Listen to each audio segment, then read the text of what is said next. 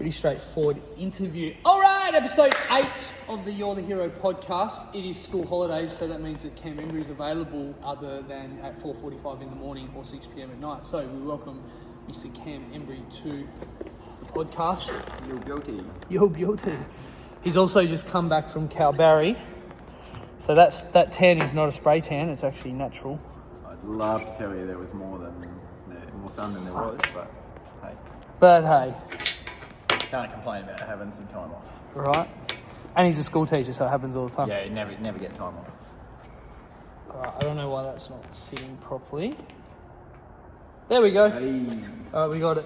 So we've had more. Actually, I think there is a new tripod somewhere, but we're not winging it on the tripod. So, why need a tripod when you got on the whiteboard? Yeah, that's right. Why we got a whiteboard. So, just quickly, because I think a lot of people, they know you from class, they know you from the whiteboard.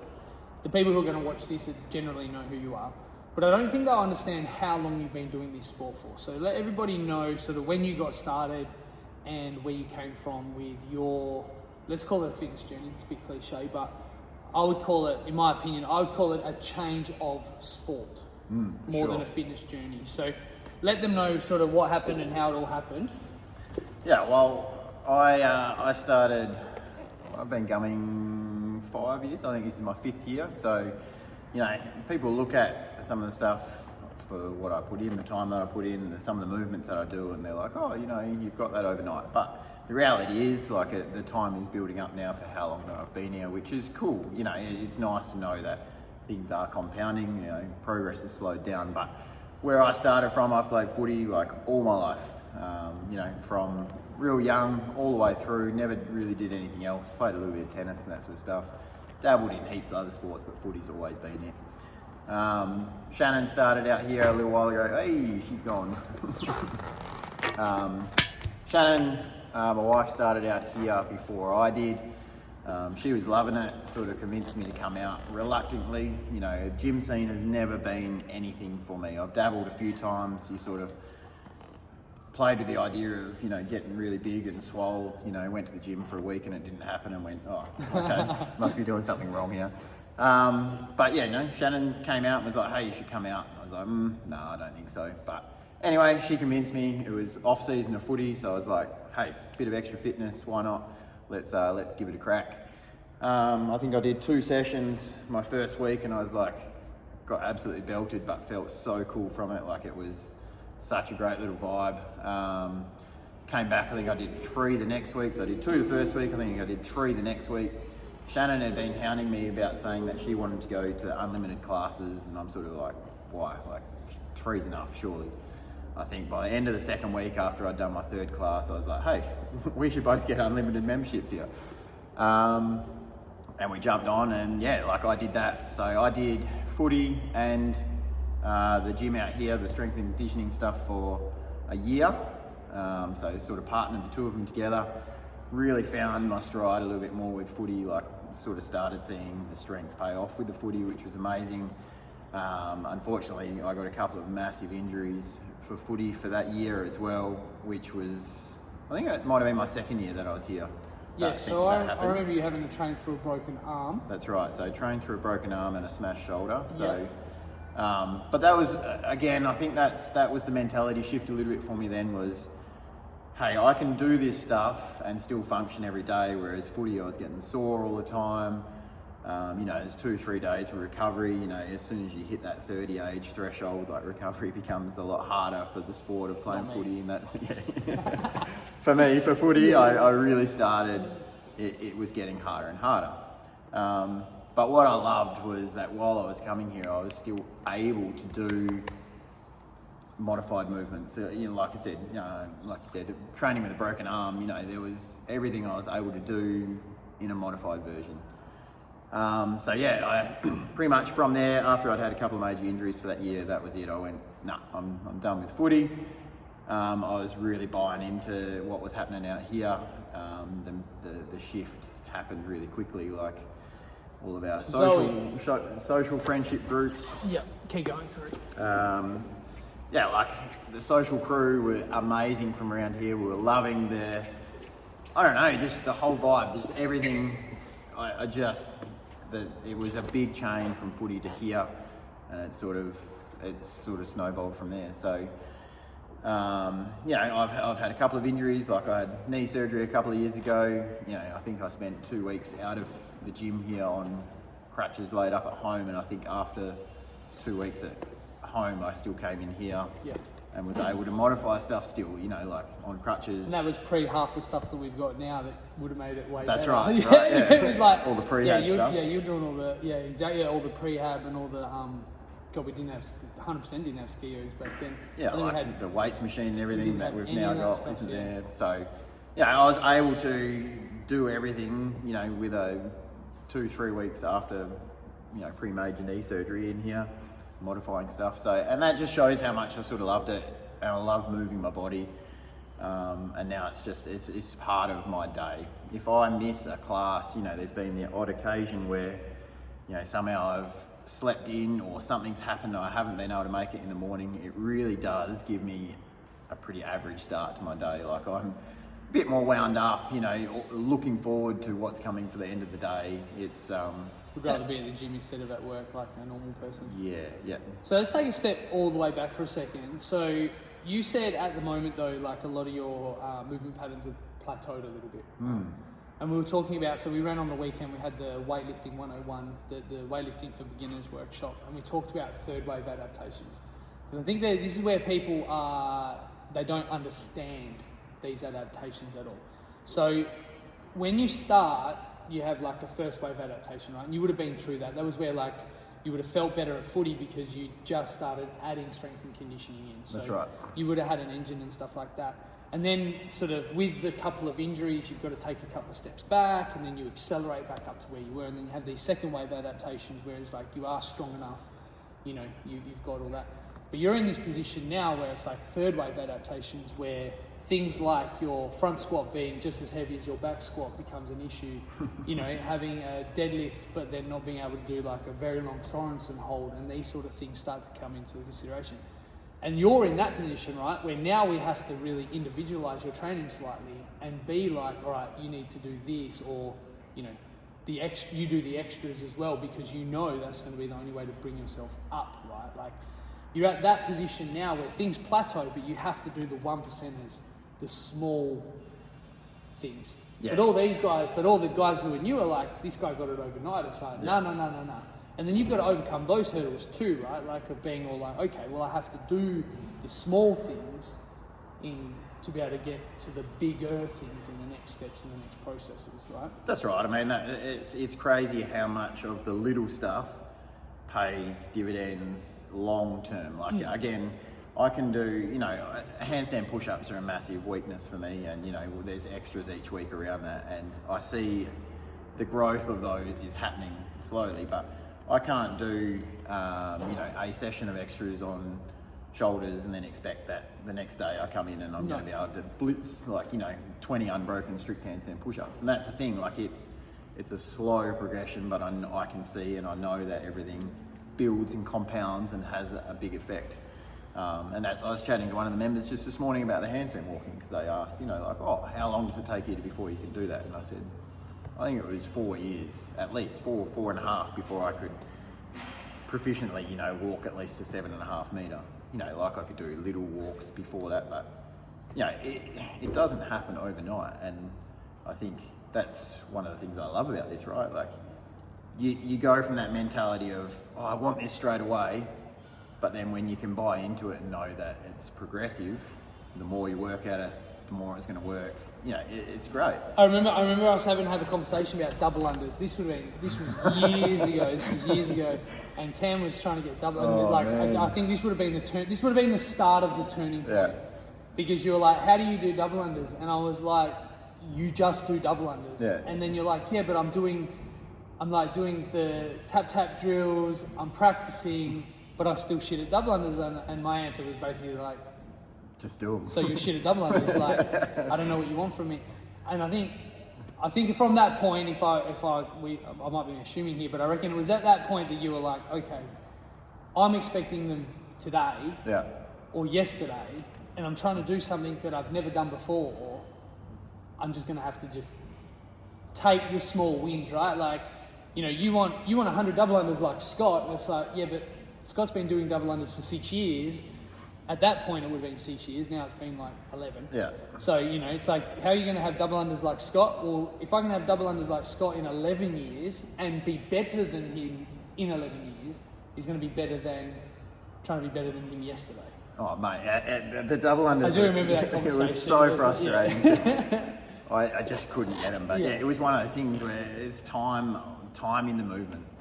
Like, I practiced like every day for so long, and it was, mate, I looked like I'd been whipped like crazy. Because if we go now to your handstand push-up capacity, you know, now you are doing just the extras, right? Like, this is not, like, so we've got SNC, which in my opinion you would have got better at them slowly but surely, but you wanted them like a normal person, quicker, a little bit faster, which is fair, because when you've got a hole, like when you're in your third wave of adaptation, if you've got a hole to fix, you kind of have to put the work in that hole. Yeah. You can't just be like, class will fix it. Like, it will, but not as far. Like, if it's a hole, it's like you've got to start putting the sand the handstand in that push-ups hole. Was one that every time it's in the open, every time it's in a comp that we do, it is a massive weakness. So it was the one thing that, you know, I'd probably need to work on a little bit more. But it's not like I'm going anywhere else to do it. Oh, no, but but that's right? Like, it's like 1 or 2 extra sessions a week. And we had this conversation on the weightlifting course as well about like how the programming sort of matches it. You've got to pay attention to where you are in your fitness journey. You've also got to pay attention to where, like, there's a big difference between wants, needs, and just I should haves. Yeah. And obviously you've got to have that mental fortitude of going like, well, I should haves is a bullshit statement anyway. Yeah. Like, how come I'm shit at this? I don't know. Fuck. Like, even as a coach, it's like, I don't know why you're shit at this. Maybe because you've never done it before. Like, when in your grown-ass adult life do you have to do a handstand hold except in a stupid gym facility like this? You don't have to, right? Like, you know, and then you're going to come from a football background, and then it's like, so when I started this, I was the cardio guy, right? Like, I could run, I could ride, I could do the rowing, Which was where I was. Right, and then you're like, I'm so shit at lifting weights. Yeah, bro, because you're super good at cardio and you super suck at lifting weights. And then it's like, well, and then all of a sudden, like, you know, there's a shift there. There's got to be almost like a plateau shift of like, okay, well, your cardio sort of comes away a little bit, but your weightlifting accelerates a lot, and then it's your gymnastics that you've got to work on, and then you're like, fuck. And then like you've got, which again, you know, you're really good at pulling gymnastics, pull, was one of the guys who was like, what do you mean a muscle up like this? Not uncommon to then be like, what do you mean a handstand? Oh. Yeah, bugger. Yeah, no handstand push up. So.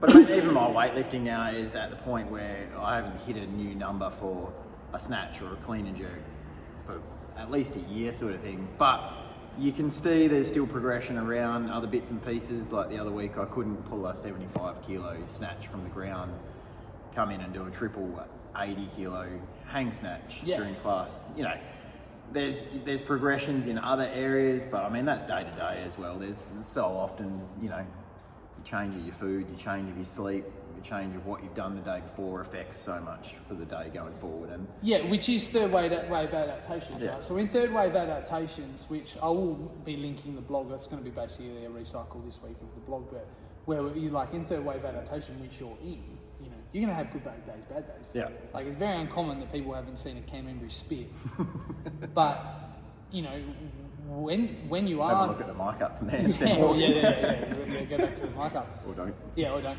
But, you know, at these stages, that happens, right? Like, you have good days and bad days. And for anybody who, you know, to take it back to, like, a beginner's journey, it's like, you would have had so many good days. Like, you loved it after 2 sessions because you wanted to be beaten the shit out of and sort of be like, wow, that's an intensity or level that I haven't worked at before. But in saying that, you are a school teacher, so assumptively you are supposed to, like most school teachers, believe in being a lifelong learner. Yeah. So that sort of pain for pleasure, developmental growth mindset stuff is your job, you know. Correct. Essentially. Yeah. So to be like, okay, I need to get better at this one thing, or I'm good here, but to get better there, I'm going to have to do that, is you would have learnt that, right? Yeah, I mean, that's part of your job, isn't it? Is to Yeah. like improve on the areas that you have a weakness on while still maintaining everything else. Yeah. So when a kid comes to you and says, I hate maths, you're like, yeah, but you want to be a carpenter, like, you don't need to know maths, but fuck, you better know the difference between millimetres and centimetres. That's right. You know, you better know how to quickly add up, or you do need to understand volume. Like, you don't get to build a cabinet without understanding volume.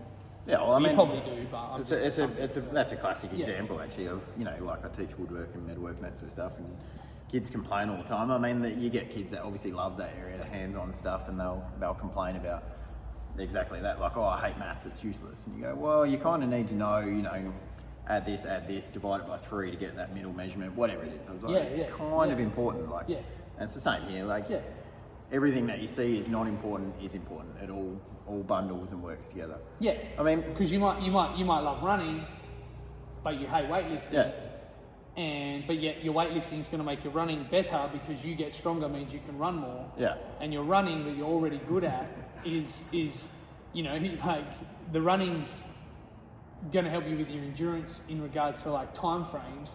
So it all sort of pans out. Like you need to bring that stuff forward, and there's no point hating any of it. Or well, I mean, the funny thing is, I mean, Shannon is very supportive of the time that I put in here. I mean, you know, it's no secret. Like I spend a fair bit of time here. Like I train 6 days a week. Most days are a double session. Then you've got extras on top of that. So like I throw a fair bit of time at doing the stuff, and you know, Shannon sort of usually gives me first dibs at the time frame for what I get here. And you know, it might get to sometime later in the week, and she'll be like, "Oh, you know what?" She's trying to get the LSKD voucher. Yeah, that's right. She knows what she wants. But you know, she'll ask like, "Oh, what extra? I've got some time this afternoon. What extra should I do?" And it's like, well, all of them. Like, you need to do all of them. Yeah, and that's, you know, she doesn't have the time to do it because usually I'm the one that's taken the time to be here. But it's that thing with the programming of, sure, like I'm good with a pool, gymnastics and that sort of stuff. Extras today might have, you know, some hollow holds and that sort of stuff in it. Like, do I need it? Probably not. Is it going to help me? Yes, 100%. Yeah, still, you still do the stuff because you know it's going to pay dividends for the whole cycle, I mean, it's the whole thing of trust the process, right? Everything works together. Do it all. That's right, yeah. And even though things are dry and they are the equivalent of year 9 maths, you know, which sometimes even the classes can be that.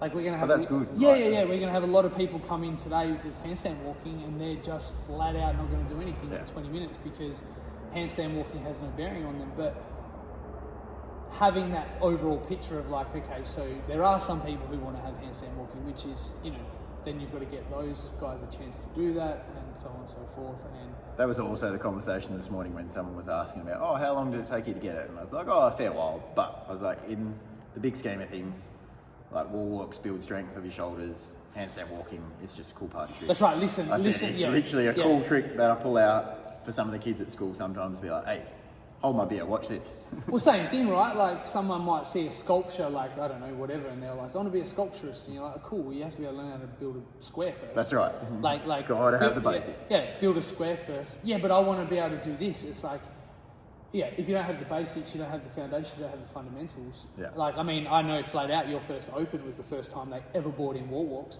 The very first open, wall walks have double unders. Oh, yeah, 100%. And there is no way at that point that you want to would... see a Dubby Smith? Oh, but there was no way either when you first did your first open that we weren't even doing wall walks like we were. Yeah. Like, that was the first time wall walks had become important outside of learning how to handstand walk. Yeah. So since you've come in, like when I learned how to handstand walk, it was you had to learn how to do 30 wall walks. You had to be able to do a 3-minute handstand, wall facing handstand hold. Like it was normal to do that stuff, but it was dry, it was boring. You had to hang out smelling your own breath on the wall for 3 minutes. Like even today, everyone will be like, "How do you know how to handstand walk like that, bruh?" I can tell you the fucking boring shit that we did. It's the same thing with a lot of my gymnastics. Like I didn't come into this knowing how to do any of it. Yeah. I had to learn how to, like I wasn't the guy who was like, oh, is this how you do a muscle up? Nope. Like I had to do the work, I had to do the things and stuff. But yeah, and people don't think about that, right? They just, I want to handstand walk. I want to practice all the time. Your arms can't be your legs in 2 seconds. Yeah, it doesn't happen overnight. And then that takes us back to like, all of our conditioning is we want what we want, But we also do need to remember we've got to do some of the steps and processes to get there. Yeah.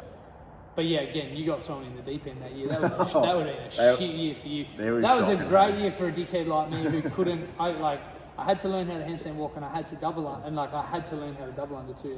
That didn't happen overnight either. And then it's like you get a workout like that. But you coming in straight in, like again, wall walks weren't a normal thing, and you had like double unders weren't a thing that you would have been. They were a thing. They weren't a thing for you. No, and then if you were to do that workout now, you wouldn't even have a problem. No, that's right. Yeah. But it's funny, like going back to the double unders, that's the thing now where, like, I am a self-professed, pretty good at double unders, I think, but, people look at it and be like, oh, you're so relaxed, like, how do you go through that? Mate, it's just time in the movement, no, I think back to it of where I was. We double under once a week and have done for 5 years, which means I've done 250 sessions. I'd hate to say how many double unders are in your, like, that's, you get told now how many double unders you've done in a week, or over the course of your Beyond the Whiteboard session as well. So, yeah. But, I mean, that's right. Go on. I don't know where I was going with that. It's just anything. I don't think everyone's going to be confused. Like, I think we're using you as an example because you are one of our prime athletes, like a competitive athlete with good numbers. Again, a regular attender who is a well bought in, like you do believe in the culture of what we're like. You believe in the culture, like 100% assumptively, but you know what we're doing, you know what we're about, and you believe in what we're doing. Yeah. So, to get you in to have that conversation with everybody else is important too, right? Because I think a lot of people would look up to you as a leader in that regard, of like, well, we can be there. But again, some of them might see, they see these athletes in classes, and they're like, oh, they just are good at this shit. It's like, no, mate, I have to work hard to be good at it. 100%. But we've got that. You've got that with guys like Tatiana. There's you. There's, I think some like Ariana's been here now for 5 years. Shannon's been here for 5 years. You've got Maddie, obviously, who's been doing this shit for 10 or 11 years, like me. Yeah. You've got, I'm just trying to think of like the athletes that sort of, your Arthurs that are still like, he's relatively still, I couldn't even remember how, I don't even know. I'm the worst. 2-3 years. Yeah, I'm the worst for knowing how long these people have been here. But, your Stephs started at the same time as you. So Steph was the same year as you. Yeah. And, these people become coaches eventually or have information they can give or because they've lived, they've learnt, they've fucked it up, they've failed, they've had to work through injuries, they've had weaknesses, they've brought up weaknesses, they've had plateaus, they've broken through plateaus. Again, like you said, you haven't PB'd a snatch or a clean and jerk in a while, but when you do, it's going to be by 2 kilos. Oh, it's not going to be a 20 kilo jump, but... and then there's you still throwing out probably one of the fastest times on the rower yesterday. So it's a combination of being still good at what you were good at and bringing up what you weren't.